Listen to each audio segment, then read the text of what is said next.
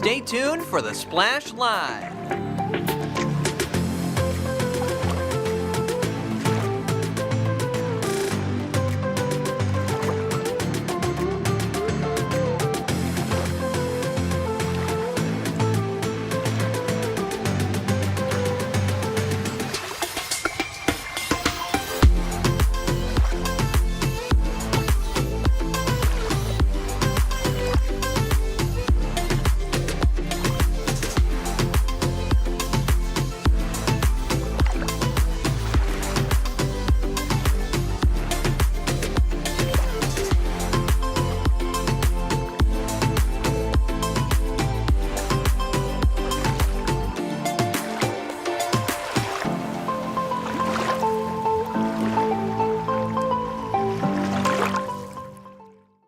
It's time for the Splash Live from Civic Center TV, featuring stories from and about people like you in the greater West Bloomfield area.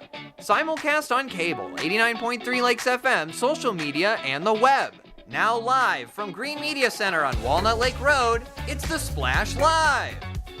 Live, local, social, it's the Splash Live on Civic Center TV and 89.3 Lakes FM. Hi, I'm Tyler Keefe alongside Kevin McIntosh. Kevin, a new week ahead, exciting stuff going on all throughout our four communities and beyond. Per usual, Tyler, happy to be here. Another opportunity. Great things to talk about ahead in the community. Let's get straight to it.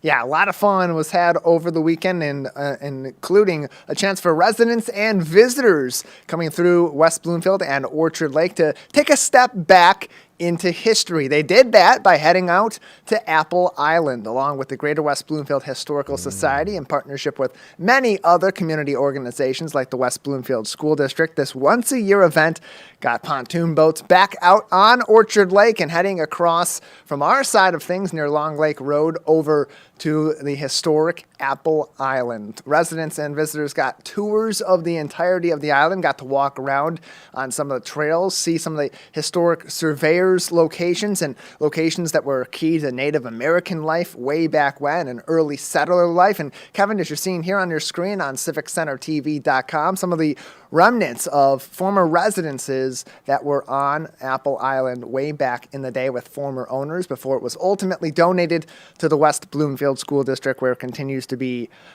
woodland preservation and a facility that a place that people can go, that kids will go for tours and to learn a little bit about their local history. Karen Mebrod from Keego Harbor called the tours educational, adventurous, and magical, end quote. If you want to learn more about Apple Island or stay up to date on their next set of tours, more than likely going to be 1 year from now, you can visit gwbhs.org or follow them on Facebook at gwbhs.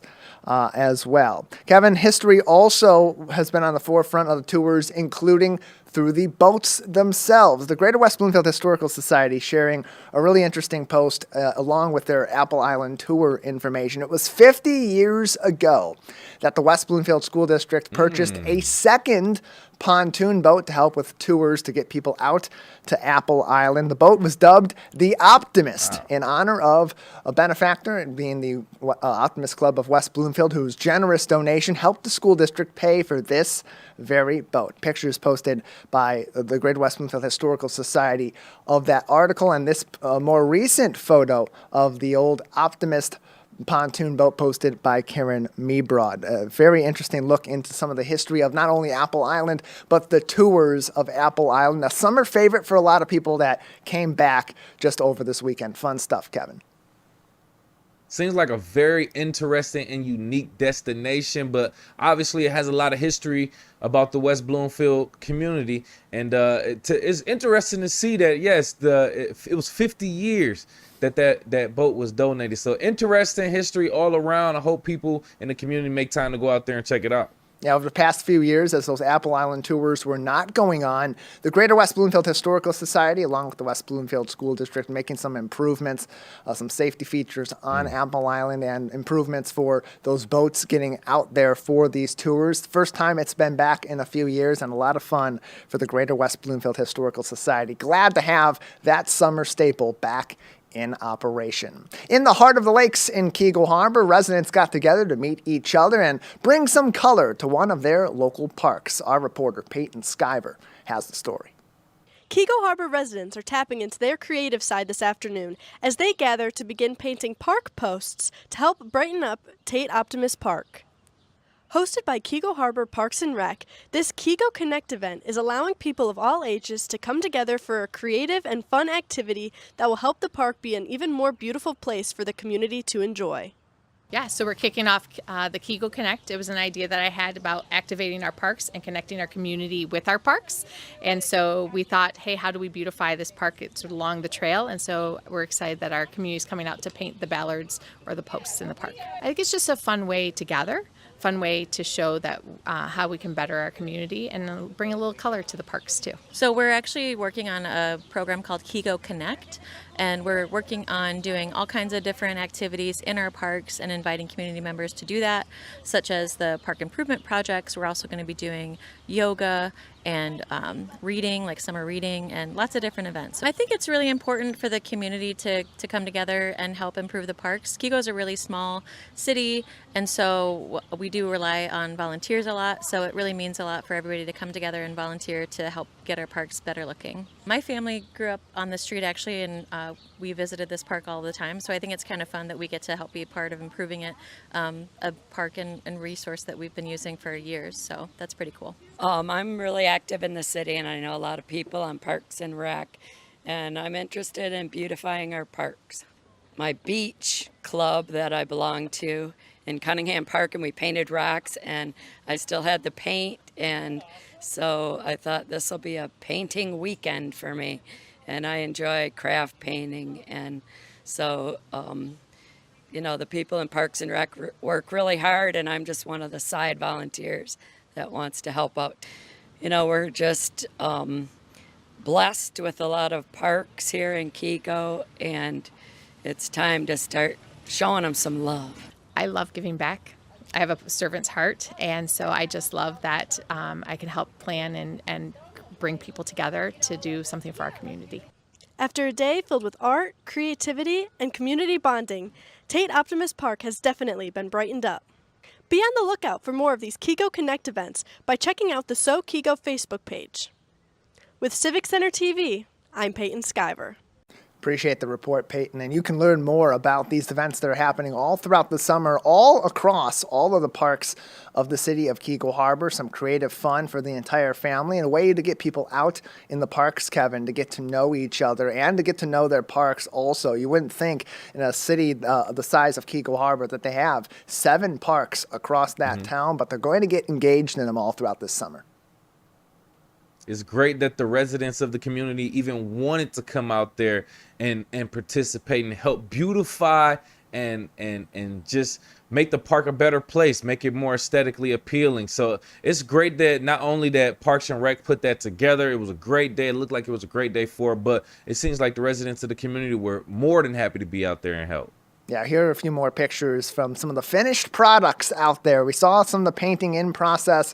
Here's some of what you saw along the way also. And what you'll now see as you drive through Tate-Optimist Park and around that area, or walk into the park and enjoy some now even more prettier sights in the heart of the lake. So again, you can learn more about Keego Harbor Parks and Rec programs on Facebook at KH Parks. And of course, learn more about everything happening in the city of Keego Harbor on KeegoHarbor.org.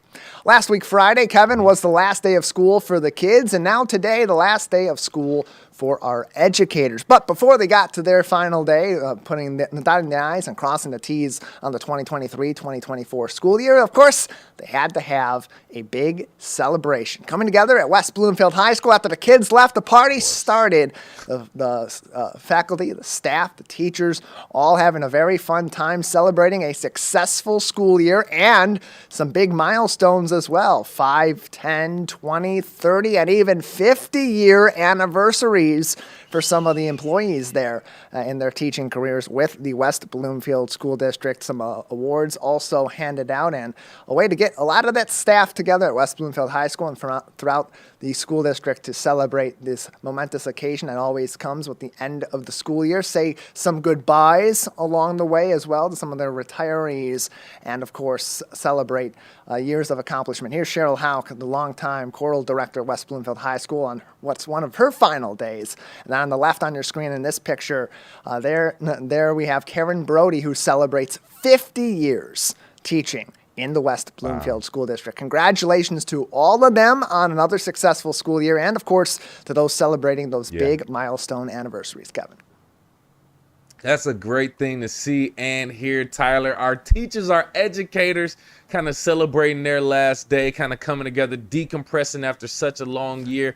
I imagine that they would just have a lot of fun within their comrades and coworkers and colleagues, just like Woody and Buzz does after the kids leave. You just celebrate, have a good time with your fellow coworkers. So great to see another successful year within West Bloomfield School District. Yeah, you can congratulate them and see even more pictures from their celebration on Facebook at West Bloomfield Schools, and keep up to date on everything happening in the school district over the summer, including activities for the kids, some summer camps, and some exciting news as well on WBSD.org.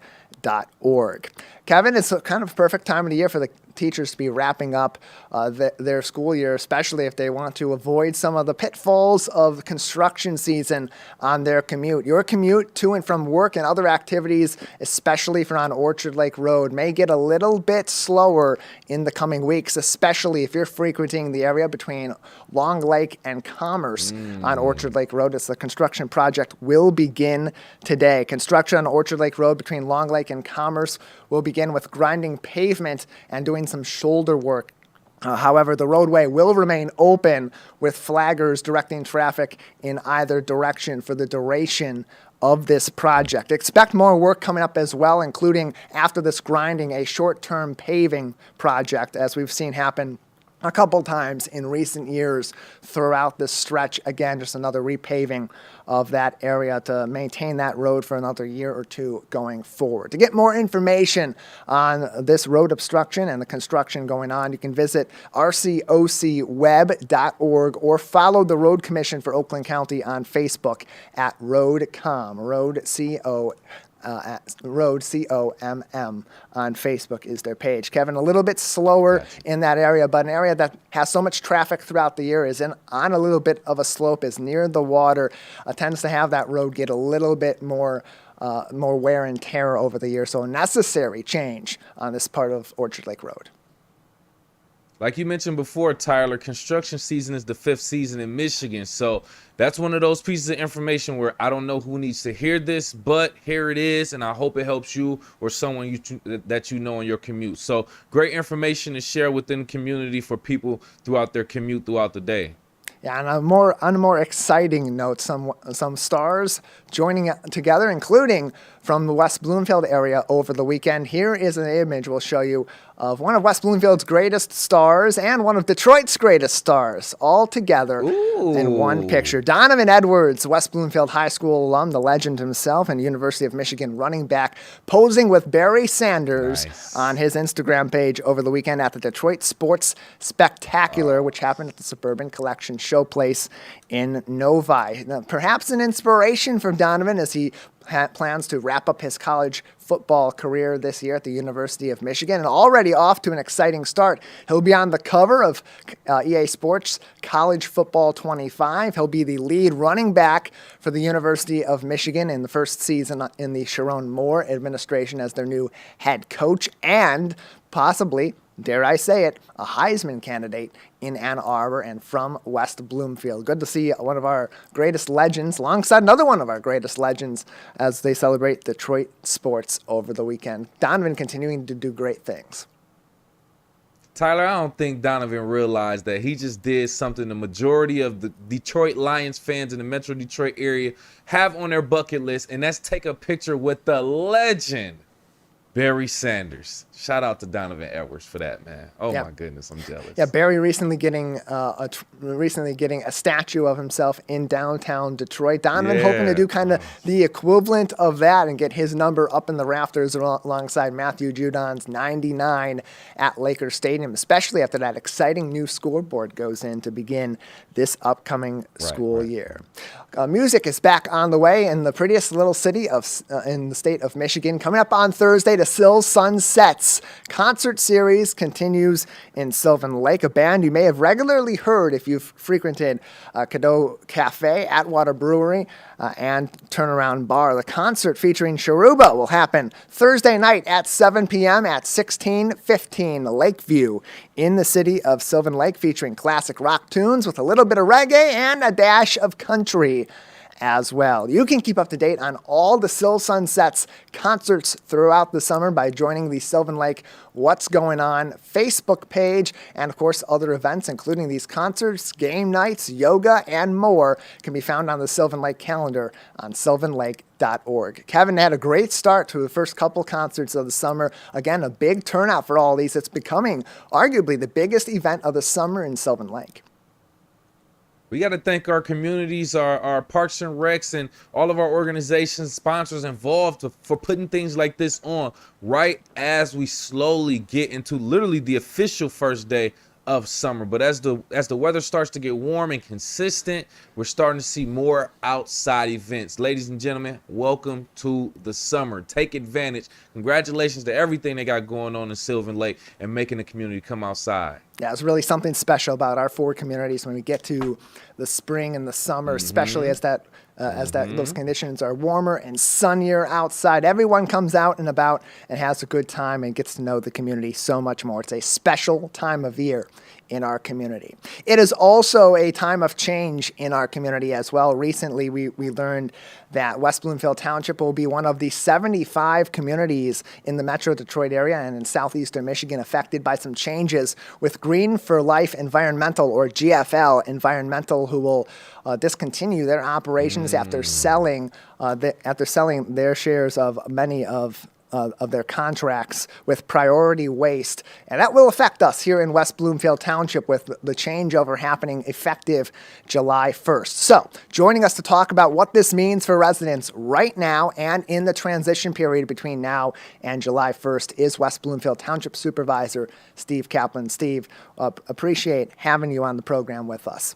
Hello, Tyler. Always good working with you. Yeah, glad to have you on to talk about this, as this is going to affect most, if not every, household in the greater West Bloomfield community, especially in West Bloomfield Township, many of whom are getting their waste hauling services provided by GFL at this time. What should families, what should households in our community expect in the coming weeks as GFL makes this transition out and Priority Waste comes in come July 1st?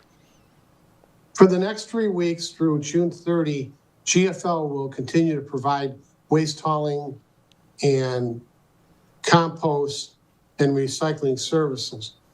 Residents should not notice a difference because the company has committed through contract, 7-year contract, to continue providing the services. The worst nightmare, of course, is if the former company, GFL, which only is in effect through June 30, decides not to provide services. But we've been assured they will. Tyler, there's some overlap between management at Priority and management at GFL. So we're confident that the garbage and the waste hauling and the yard waste and the recycling will be picked up through June 30. And as this transition is being made, you mentioned that there's going to be some challenges along the way, and like what comes whenever there is a change in a contractor for a major service like waste hauling and recycling in the township. So what discussions have been had between the township and GFL, the township and Priority, to try to make that transition as smooth as possible for our residential homes and businesses?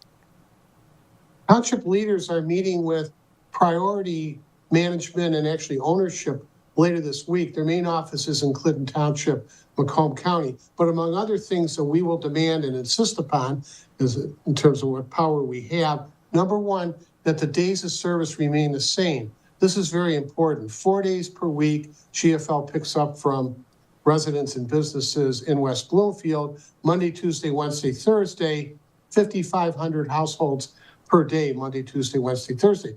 People are accustomed to the day assigned to their homes, and they do not want to have to adjust to a different day.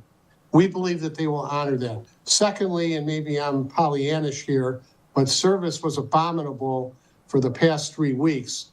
And I'm hoping that they'll provide a discount or a refund to our residents of approximately $10 per household. Whether we can accomplish that is another issue. But we feel that GFL fell down on the job in the past 2.5 weeks, much to the consternation of our residents. And that was something that was mentioned in a press release that was sent out by the West Bloomfield Township last week, that there's been a lot of turnover of the staff from GFL over the priority waste in the past 3 weeks. That's part of the reason why, if residents have been noticing a change in perhaps the quality or the timeliness of their waste hauling, that's perhaps what may be behind that. But the good news about that is a lot of that staff that has been turning over has been going to priority waste, so hopefully that will make for an even smoother transition come July 1st. Steve Kaplan is with us, the West Bloomfield Township Supervisor, as we talk about this transition in waste haulers and recycling haulers for West Bloomfield Township. Green for Life Environmental, or GFL Environmental, will be transitioning that contract over to priority waste effective July 1, 2024. Keep up to date on wbtownship.org. Steve, should there be any changes that are made or that the township becomes aware of, whether it's waste pickup days for certain areas of our township or the number of days that waste haulers will be venturing our community, how will residents be notified of that? Good question, as always, Tyler. For one, it'll be on the township's website. Secondly, on the Township Supervisor's website. Thirdly, we'll notify Civic Center TV, and I'm hopeful that you would provide that information with scrolling at the bottom of the screen or however you do so. Again, more information can be found on everything happening in West Bloomfield Township, including those important announcements from the Supervisor's Office, Clerk's Department, Treasurer's Department, and all departments across West Bloomfield Township on wbtownship.org. Steve, this is a really important contract. It's one of the largest working portions of the township each and every week. How much of a priority has this been since this announcement was made to make this transition as smooth as possible? And what sort of work is being done on a day-to-day basis, not only from your office, but across departments at the township to keep this in line, especially as we transition over the month of June into that July 1st date with priority? Well, first, you alluded to the fact that this is systemic, and it is. The poor performance of GFL in the past 3 weeks is county-wide. There are 21 townships in Oakland County. 19 of them use GFL. All 19 experienced the abominable and abysmal service that we've received in the past 3 weeks. So your question was, what are we hoping to accomplish, or how do we maintain services? Yes. So, as mentioned, there are professionals working for GFL. There's a gentleman named Dan Garman, and we think he's going to work for Priority. He's been a wonderful liaison for us. Now, in terms of staff information or helpful information from the township to the residents, West Bloomfield Township, and I don't know about other townships, has devoted approximately 1/2 employee per day to GFL issues. In other words, we have 2 employees who work they have 40-hour weeks, of course, but they're working half days, 2 half days on GFL matters. People call, we receive an abundance of calls.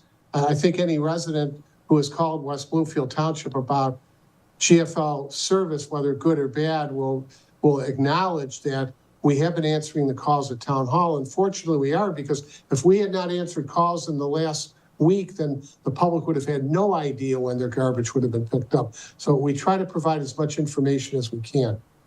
More information, again, can be found as well as updates on wbtownship.org. If you do have concerns, 248-451-4800 between the hours of 8 a.m. and 4:30 p.m. That's the main number for West Bloomfield Township, and you can navigate through for more information on that or to express any concerns that may be had during this transition from GFL Environmental over to Priority Waste. Joining us on the Splash Live is West Bloomfield Township Supervisor Steve Kaplan. Steve, before we let you go, anything else that we should know or be keeping in mind, residents should be keeping in mind as we navigate through the month of June and head toward what hopefully will be greener pastures going forward with our waste hauling on July 1st with priority? Thank you, Tyler. Regarding the cost that residents will pay, the amount per year, it applied from April 1 through March 31, 2025. Residents were paying $260 per year for all the services, minus discounts for seniors and minus discounts for those who paid in full. That rate will stay the same. We've had about 40 calls from residents wanting to know, are my prices going up? I already paid my invoice. I shouldn't have to pay more money to a new company. The good news is they are honoring the contract that we had with GFL. Yeah, per CBS News, Detroit, 75 municipalities, including West Bloomfield Township, affected by this change. So this won't be uncommon to us across Oakland County and southeastern Michigan in the coming weeks. Steve, thank you so much for this information. Thank you so much, Tyler. Yeah, glad to have you on and to talk to you about this. This is something that's already come to the attention of many of the residents, with their service being at least somewhat affected so far by GFL Environmental and their impending change. Again, Priority Waste will take over for GFL Environmental as the regular waste hauler and recycling hauler for West Bloomfield Township and 74 other communities in southeastern Michigan beginning on July 1st. In the meantime, if you have some issues with GFL, there's a link available on wbtownship.org that you can go to learn more information, including who to call, or call the West Bloomfield Township Supervisor's Office directly, 248-451-4845, 248-451-4845 for more information. We talked so much throughout the school year about students' accomplishments, Kevin, not only in the classroom and on the athletics fields, but also in video games. Just keep it true. Yes, and here to talk about more about the West Bloomfield High School eSports team and their recent accomplishments throughout their season. Join us here on the Splash Live, engineer and robotics teacher from West Bloomfield High School, Mr. Francis Moylard, as well as recent graduate Ryan Doroslovich. Thank you so much for joining us on the Splash. Good morning. Absolutely. Thank you for having us. Appreciate you for being here first and foremost. A great, unique team that we're talking about here first and foremost. And one thing that stood out to me is that your senior-led team took second place in the League of Legends at the eSports State Finals. Congratulations, first and foremost. Ryan, can you just talk a little bit more about this experience, about that tournament and the things that happened overall there? Yeah, it was a ton of fun. We all had a great time. It was just a great team experience. We went out there with the idea to have fun and to play hard, and we did exactly that. And we did the best we could, only beaten by one team, and we just went out there and had a great experience and made some great memories. Now, I want to kind of take it a little bit slow, but I want us to kind of go back and just talk about esports teams in general. Right. So first and foremost, let's start with you, Mr. Mollard, if you don't mind.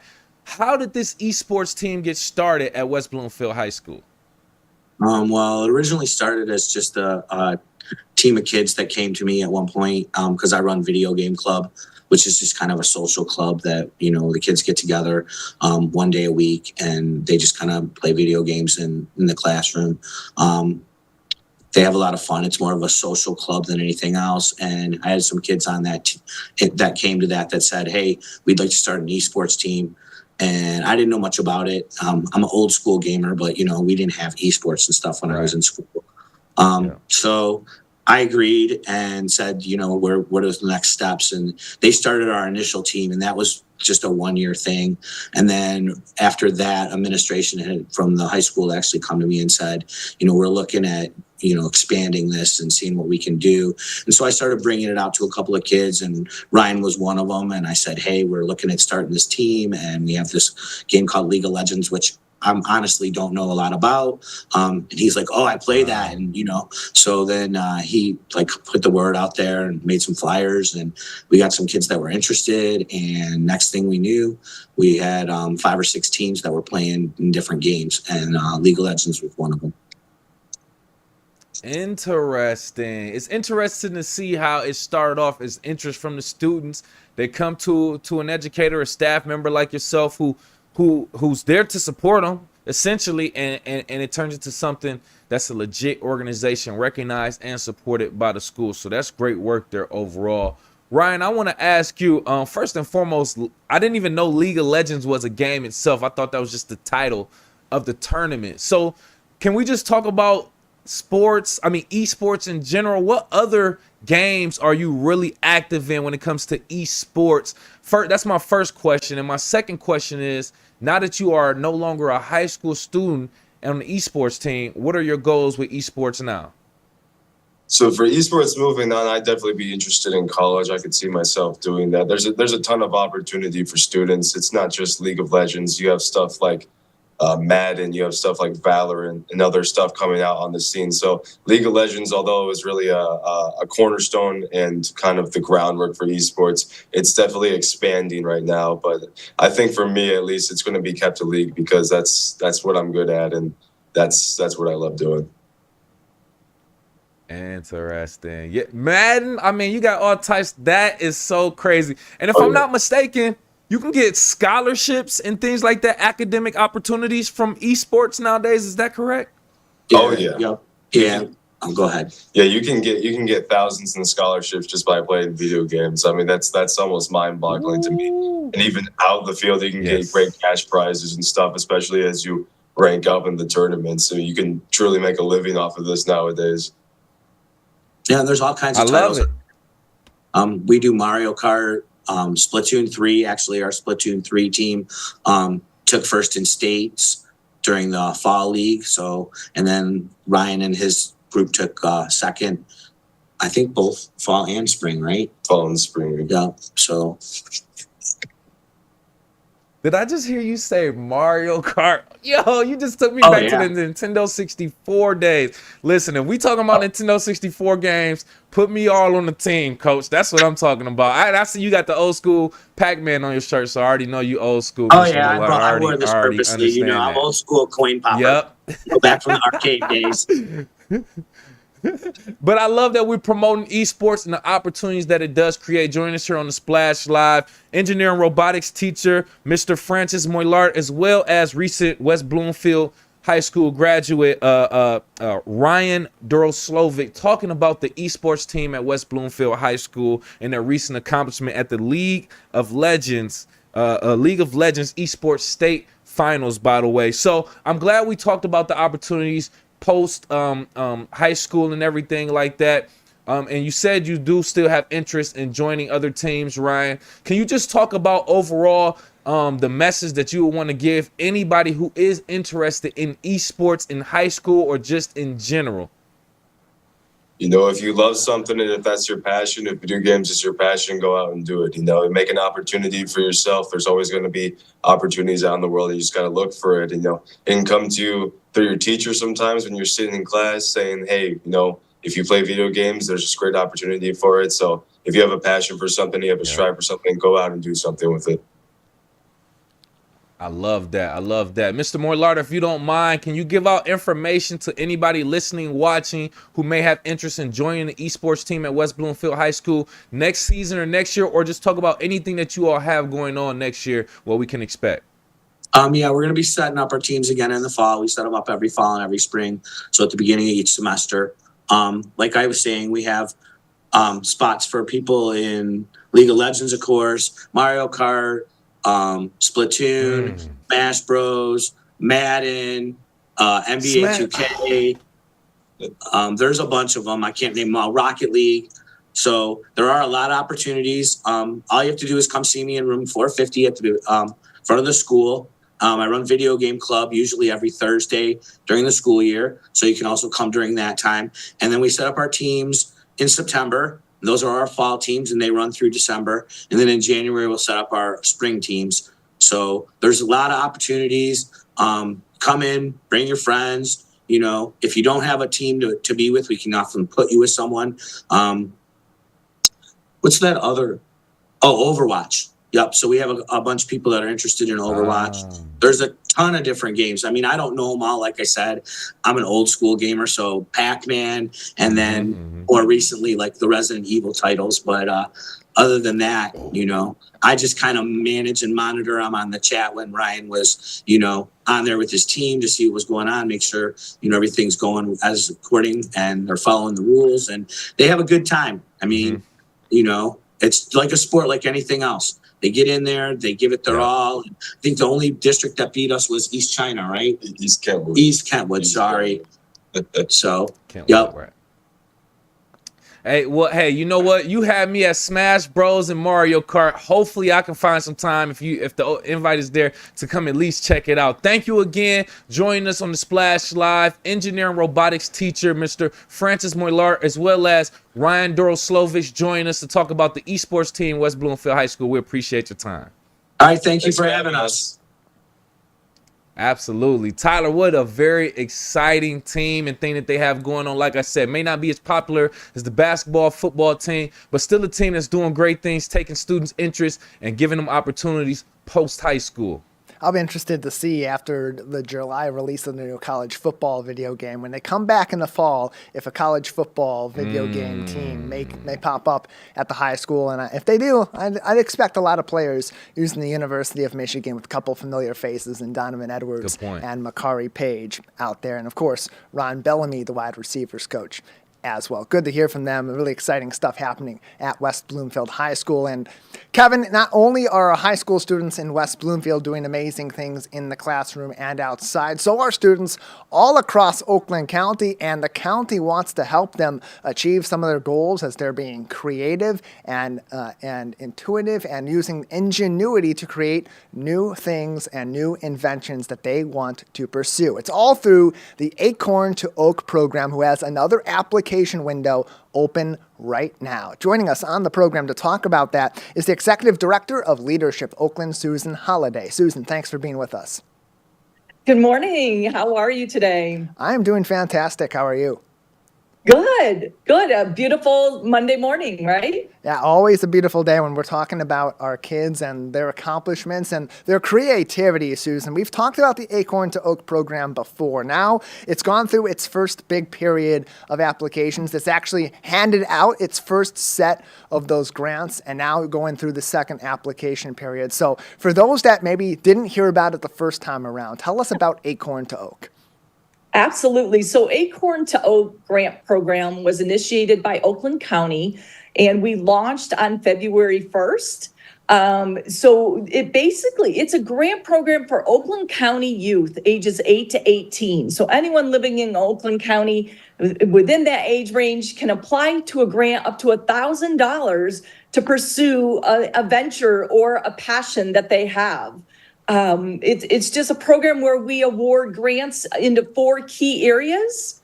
We look at business and entrepreneurial development. So starting a young, small business, community impact, projects that want to affect their communities that they live in, educational achievements, and extracurricular investments. So those are the 4 key areas. It's a year-long program with our next review period coming up. June 15th is a deadline. Yeah, so the end of this week is the next deadline to get these applications in. But you know what's great about this program is you don't have to have the finished product ready in order to apply for these grants and get that up to, as you said, up to $1,000 that can really help to take a project from its inception to being created, or from creativity to moving on to something even better with that. So from this first range of applications, what were some of the ways that this grant funding has affected the projects that were already awarded? Yeah, we had some businesses that were just starting. We have a person who wants to start a gluten-free bakery. So she started experimenting with some products and now wants to take that to the next level. One of the really key ones we saw was an individual who wants to work with animals, actually building pet shelters for animals. And one of the nice things about the program is not only are we awarding grants, but we're making connections. And for this individual, she wants to be a vet tech. And we are actually putting her in touch with the Oakland County Animal Shelter, where she's going to be able to go over and actually shadow a vet tech for a day. So that's a couple of the entrepreneurial ideas. We have an individual who qualified to go to Sweden and play soccer. So this is a great way for them to take that passion, that extracurricular activity, actually to the next step. We also have a little individual who she plays the oboe, and her goal is to be part of the DSO one day. So we're making that connection with her to get in touch and go experience what the DSO is all about. So it's more than a grant program. It's actually mentorship as well. And that's what's really interesting about this, Susan, is that it's not just a grant program for finished products or for set in stone ideas. And it's not what so many of these grant programs we see going around for kids that are kind of cookie cutter about science, technology, engineering, and math, occasionally for the arts. This isn't so heavily limited. It's really about inspiration. Tell us a little bit about what has gone behind that sort of factor in the Acorn to Oak program. Yeah, and I had the opportunity to contact the families and the youth in this first round. We awarded 31 grants just here in May, and to hear the passion in their voice. And you know, I was not thinking about this at 9 years old. We have 4 9-year-olds that just has this idea, and now we're giving them the confidence to actually go live that dream and start that dream. So you can hear the enthusiasm in the passion in their voices and the brilliant ideas that some of these youth have is very inspirational, and hopefully inspirational to those listening today and learning about the program. It's never too late to apply. This is going to go on all year long. And it's available for a wide range of ages. As you said, the youngest recipients so far, 4 of them, 9 years old in this first round. What's that age range, and what are you looking for in these applications? Yes. So again, you have to be living in Oakland County. The age range is ages 8 to 18. And what we're really looking for is, again, you don't have to have the concept fully, fleshed out. But show us your passion. Maybe you've started some things. Send us some pictures. We have an amazing steering committee that reviews these applications, and we want to see their passion come through in their application. So really highlighting why do they want to do this, and how is that going to help them in their growth as they continue on in their education and their career paths. You can learn more about the Acorn to Oak program, including what's required for applications that are due this week, June 15th. Acorn, 2, oakgrant.com. That's acorn2oakgrant.com, or Facebook. Follow them as well, facebook.com/acorn, 2, oakgrant, for even more information. Susan Holliday is the Executive Director of Leadership Oakland and is joining us today to talk about this program. Its applications for the second window are near being due, and after they are all filed in on June 15th and you start collecting them, your team starts reviewing them, how are those applications evaluated, and ultimately how is the money that is granted to these individuals, to these kids, ultimately decided? Yeah, we have a very diverse committee that looks at these, and we really look at every aspect of the application to really determine, are they ready for this grant, and how are they going to use the money that we're actually awarding them. The other thing that we set up is we are going to follow up with these youth at 3 months, at 6 months, see if they need additional support, find out how they're doing with their project, and really promote their successes. So the committee spends a lot of time, really looking at this. The first round of grants, we touched 18 communities in Oakland County. So the program is widespread throughout the county, and we really just want to hear what these youth have on their minds. More information again on Acorn, the number 2, oakgrant.com. Susan, before we let you go, you mentioned how you follow up with these individuals, and we've gone into so much detail about what goes into getting your application in and what the money can be used for. But ultimately, what is Leadership Oakland and Oakland County's overall goal? Why this project to help our kids? Yeah, I think from a Leadership Oakland perspective, we're all about developing leaders. We have an adult program, we have a youth program, and now this is just an extension of that. And I think from the county's perspective, there are so many youth in the county, they are our future. And so if we can help promote and mentor and help them live the dreams that they want to live, it's going to make the county just a more viable and a great place to live and work.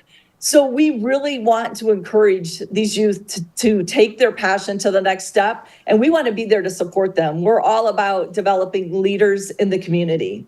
You inspire that creativity, and you see some really creative projects that come out and some great things that happen, not only in Greater West Bloomfield, but across Oakland County as well. Susan, thank you so much for this information. Thank you so much, and get out there and apply. Absolutely. Want to see a group of 8-year-olds beat those 4 9-year-olds in this record for the youngest applicants receiving grants. Greater West Bloomfield, you've got until June 15th to apply. Visit Acorn, the number 2, oakgrant.com for even more information. Kevin, a great way for kids to get involved and take some of their projects, some of their interests, and hey, make some money off of it that'll help support even more interest in that.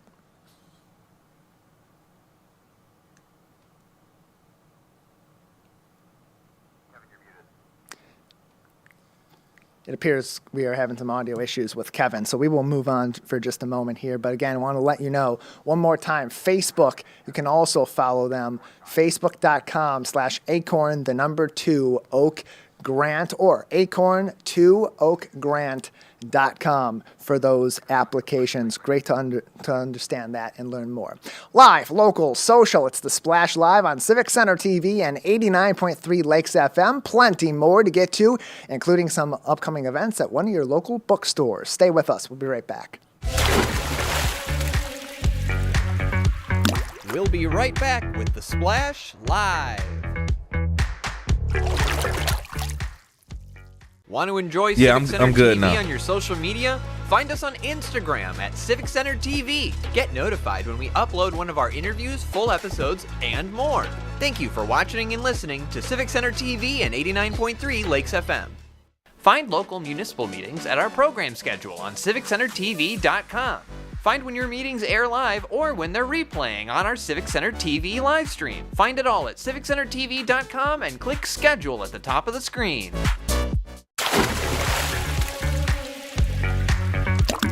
And now, back to the Splash Live.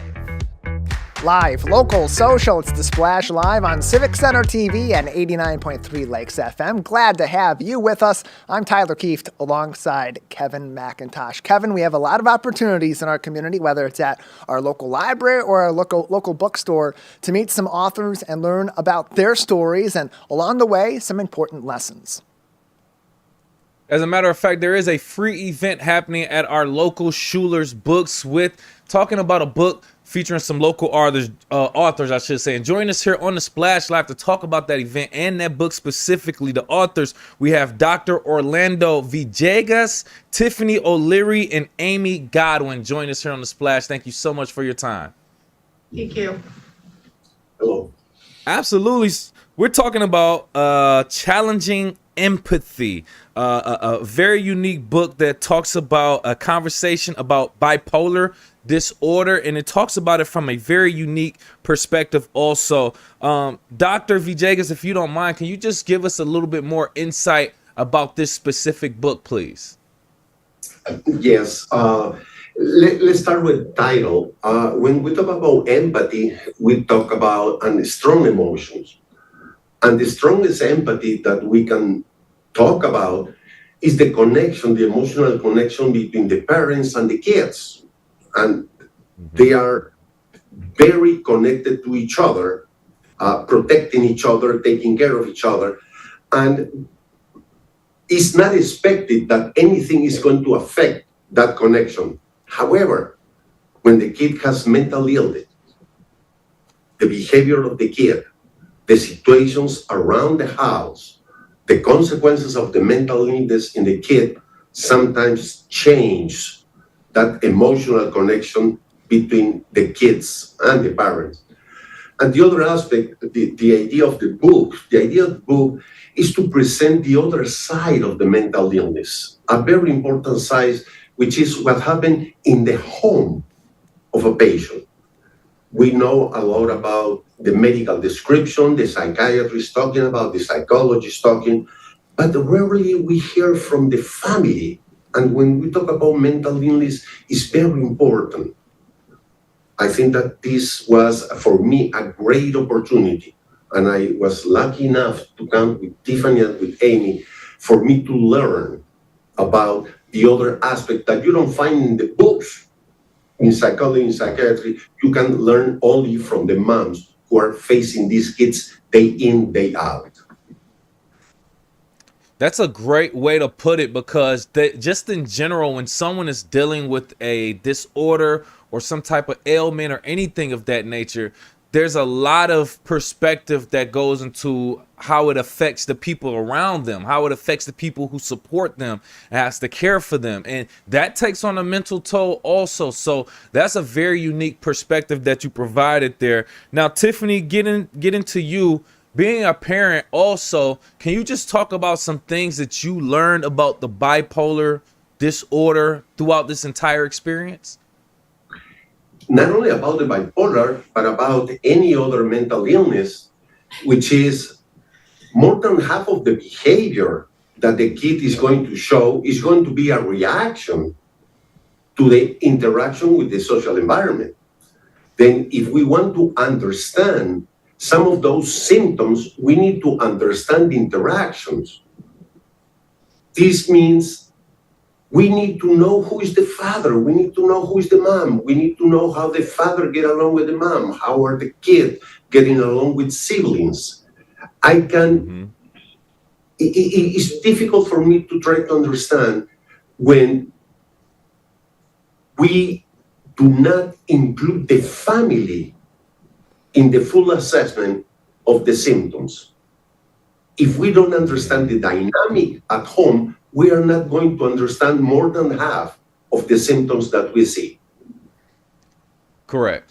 Because the environment plays a role also, as well as the people, like we just talked about. So that's a great way to explain it. Now, Amy, getting to you, if you don't mind, what kind of drew you to kind of want to be involved with this book? I think it was because all the books I had read, all the research I have done, the symptoms were so vague, and they didn't describe to me how they were going to present in David, my son. And I think that's why. It was like parenting blindly. So I needed to put it into my words, and maybe somebody could find solace in that and understanding, and I think that was my goal. That's a great point now that I think about it, because just in parenting in general, a lot of us feel like we're lost, because the common thing people say is there's no book written on this. There's no manual for being a parent. And then when you go into being a parent supporting a child with bipolar disorder, then that's a whole nother level of parenting on its own. But join us here on the Splash Live talking about Challenging Empathy, a book event at Schuler Books in West Bloomfield. We have Dr. Orlando Villegas, Tiffany O'Leary, as well as Amy Godwin join us here on the Splash Live. Now, Tiffany, going to you real quick, what do you anticipate the readers taking away from this book? I think the biggest thing I want them to take away is just that they're not alone in their journey dealing with a child with bipolar. I felt very isolated his whole life, and just wanting them to know that there are others out there who are dealing with this, and that they're not alone. There's help out there, and there are others that understand what they're going through. And that's good that, you know, that you all are, you know, were vulnerable enough to kind of put it out there, not only just write the book, but actually kind of show your faces and shake hands and meet people who may also be going through the exact same thing. Because we know you know, this isn't, you know, just a super rare case. This is, you know, a lot more common than we may also think. So Dr. Villegas, just going to you real quick, talking about this specific event before we let you go. Can you just tell us a little bit more as what we should expect from this free event and give details as to the event also? What we are going to do at the very beginning is to have maybe 20-30 minutes of presentation. We are going to be discussing about bipolar, but not the bipolar that we find in the books, not bipolar defined by the American Psychiatric Association, but we are going to talk about this particular kid with bipolar behavior. And we are not going to read never that in any book. We have to hear this from the families. And talking about the families is very, very difficult. I have to appreciate that Tiffany and Amy joined me in a group that we ran here in the clinic, and they allowed themselves to talk, to express, to share, and to look for support. Many times when we have a kid with mental illness, we keep this as a secret. We don't want anybody to know, when the most important thing is the support that we can get from others. And this support is not going to come if we don't talk, if we don't ask for this support. And I think that this part, that's the best part that I can get from my two friends, the honesty, and to be brave enough to say, this is happening in my home, this is not my fault, but now that I have a kid with this condition, I have to talk about this. I need to learn how to deal with this kid. That part is the most difficult, the acceptance that we have a kid with a problem that is not going to go away just with the time. Good point. Good point. Thank you all again for joining us. Schuler Books on Orchard Lake Road in West Bloomfield, Monday, June 17th, 6:30 p.m. It is a free event. Make sure you RSVP in advance. Thank you so much again, Dr. Orlando Villegas, Tiffany O'Leary, and Amy Godwin. We appreciate you for joining us on The Splash. Thank you. Thank you. Absolutely. Absolutely. Great event. And great book that from what I've read so far about it, Tyler, a great perspective or unique perspective, I rather say, talking about dealing with children with the bipolar disease from the lens of the parents and people who actually take care of them. Very, very interesting. Find out more about that, schulerbooks.com, to see what's going on about that event, Tyler. Yeah, it should be an exciting night there to learn more and a night to get some insight that may help other parents in our local area if they are dealing with a child that has a mental health or a psychological health issue, and for others to better understand the perspectives of families affected by bipolar and other mental health and psychological disorders. Later on this week, Wednesday night, going to be a real tasty evening at the West Bloomfield Township Public Library. What's Cooking is back at the main library, featuring West End Kitchen and Bar, an upscale neighborhood eatery driven by shared love for great food and, of course, exceptional service. They're going to be there with some meals, some cocktails, wines, spirits, desserts, and specialty coffee as well. Going to be a real nice evening to meet some of your neighbors and learn a little bit about one of our local eateries as well. To learn more and sign up, WBLIB.org, and you can follow the Facebook page at the West Bloomfield Township Public Library for even more fun and events throughout the year. Facebook.com/WB/WestBloomLIB. Kevin, sounds like a real fun night over there, and hey, look, they have me sold at coffee. No, they had me sold at cooking. As soon as you say that, I'm like, I'm all in. Now we got to talk about what are we cooking, because I'm a very picky eater. But other than that, great event. Once again, I love that we are having things to bring people out, come out, try new things together, and it can even be a great date night idea too, Tyler. Just put that out there. That is for sure. Going to learn a lot out at the library, have a fun night, and enjoy some tasty treats as well with the friends of the West Bloomfield Township Public Library. If you want to have a say in some other upcoming events, especially some of those for the family, West Bloomfield Parks is looking for your help. If you've participated in their mother-son dances or would be interested in doing so in the future, they would like your feedback and to take a brief survey so they can plan the best event possible for mothers and their children going forward. The survey is available for more information on wbparks.org. You can also visit their Facebook page at WB Parks for even more information. Kevin, a great way for people to have their say in some of our local events, make some necessary changes that will only make these events more fun for the entire family. With a very special event with the most special person in our lives, our mothers. I love this. I would love to take my mom to it also, but I like that they are giving people an opportunity to have their input as to what they want, the venue, the ideas, the food, and things of that nature. So shout out to WB Parks for putting this out there for people to kind of put their input on. Once again, that survey available on their Facebook page, facebook.com/WBParks, and on WBParks.org. Just like that, Kevin, we're out of time. Got to move on. Let everyone continue on with their day. You can always stay tuned to us on CivicCenterTV.com. Follow us on Facebook at Civic Center TV 15 and on YouTube at Civic Center TV for more videos and to see us on demand. For our entire team, Jake Schaff and Calvin Brown at Master Control, alongside Kevin McIntosh, I'm Tyler Kieft. Thanks for tuning in to The Splash Live.